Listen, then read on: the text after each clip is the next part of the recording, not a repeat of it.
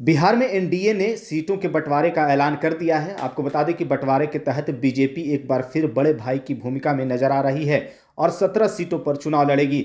वहीं जेडीयू के खाते में 16 सीटें आई हैं और अन्य सहयोगी दलों की बात करें तो चिराग पासवान की लोक जनशक्ति पार्टी रामविलास को 5, जीतन राम मांझी की पार्टी हम को 1 तथा उपेंद्र कुशवाहा की पार्टी राष्ट्रीय लोक जनता दल को 1 सीट मिली है। लेकिन गौर करने वाली बात यह है कि एनडीए के सहयोगी लोजपा प्रमुख पशुपति पारस को एक भी सीट नहीं मिली है, जो इस समय मोदी सरकार में खाद्य और प्रसंस्करण मंत्री हैं।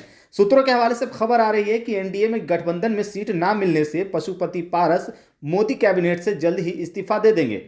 कहा जा रहा है कि सीट शेयरिंग में चिराग पासवान की एलजेपी को लोकसभा में 5 सीट मिलने पर पशुपति नाराज हैं। वहीं एनडीए में सीट शेयरिंग के बाद चिराग पासवान की भी प्रतिक्रिया सामने आई है। अब सुनिए कि वो अपने चाचा के लिए यानी कि पशुपति पारस के लिए क्या कुछ कह रहे हैं।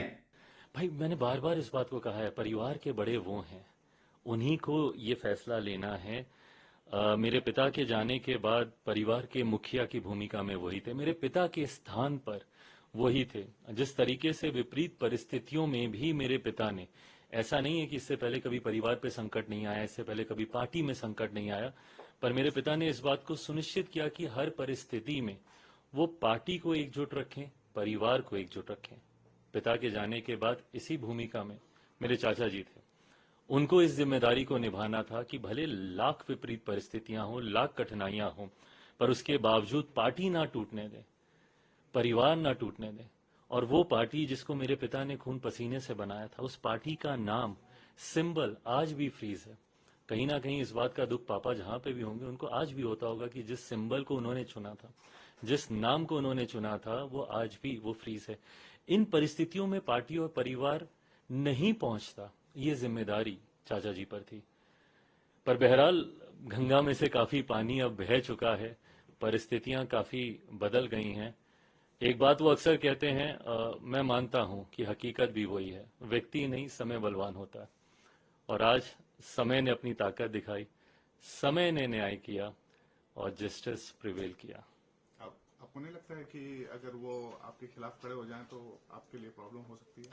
भाई, आने वाले दिनों में मैं हर चुनौती के लिए तैयार हूं, हर चुनौती के लिए मैं तैयार हूं। और ऐसा नहीं कि इससे पहले चुनौतियां नहीं आई हैं मेरे जीवन में, मैं पिछले 3 सालों से सिर्फ और सिर्फ चुनौतियों का ही सामना कर रहा हूं।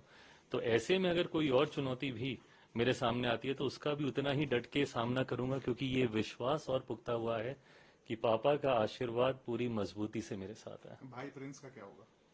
उसके लिए मेरी चिंताएं पहले भी थी, आज भी है। युवा है, नई शुरुआत थी उसकी, बट बहरहाल उसने अपने लिए कुछ फैसले किए हैं।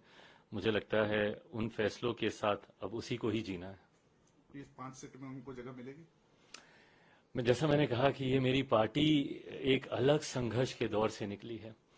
तमाम फैसले पार्टी के वो लोग लेंगे जिन्होंने पार्टी के बुरे दिनों में, पार्टी के कठिन समय में पार्टी के साथ जो दिन रात बिना लड़खड़ाए, बिना डगमगाए, एक अलग ही विश्वास और अलग ही जोश के साथ।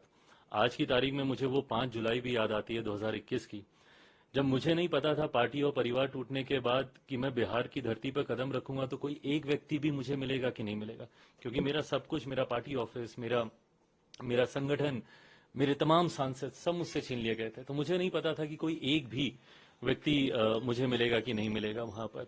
वहां से मैंने अपने संघर्ष की शुरुआत की और उसमें जो लोग मेरे साथ जुड़ते गए, आज की तारीख में वो लोग मेरी प्राथमिकता है।